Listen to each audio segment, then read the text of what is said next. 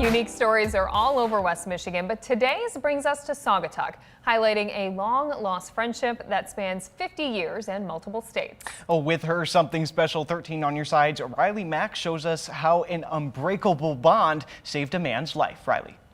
Elena and Josh, you never know quite what you're getting into with college roommates. For a man I spoke with today, he had no idea all those years ago he was living with his lifelong best friend and his guardian angel.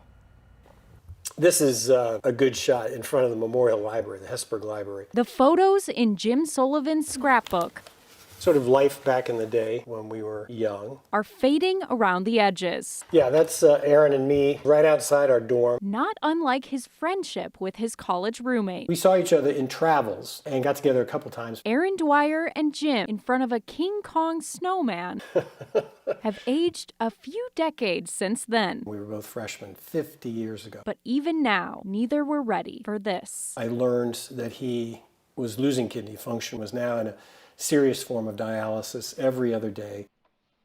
Okay, now maybe I can hear you. My daughter or somebody posted on Facebook, any donors are welcome. All my family, and I have a pretty large family, tested. They were all disqualified. 50 years later, Jim acted as if no time had passed. As soon as I heard that he was in trouble, I said, what can I do to help? Just like all those years ago as his roommate, Jim was a match. I said, yeah, I guess you'll always have a piece of me with you.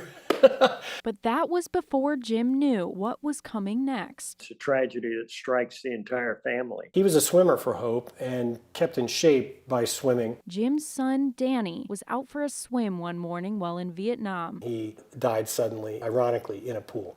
He apparently did not have a heart attack, did not drown.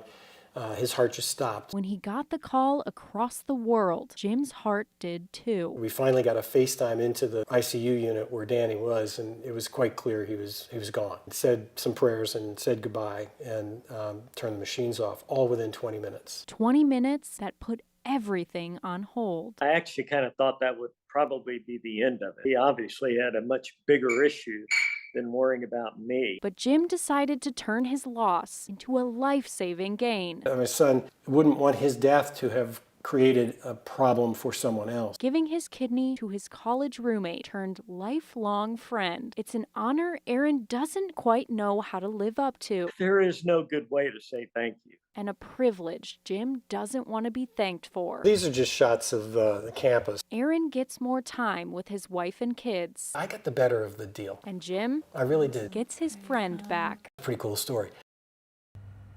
Jim encourages anyone who's able to get yourself checked to become a donor. He says the life-saving surgery was easy and he was back to normal life within 3 weeks. You can learn more about donating and his son's Memorial Scholarship Fund on our website, 13onyourside.com. With your Something Special, I'm Riley Mack. Thank you, Riley.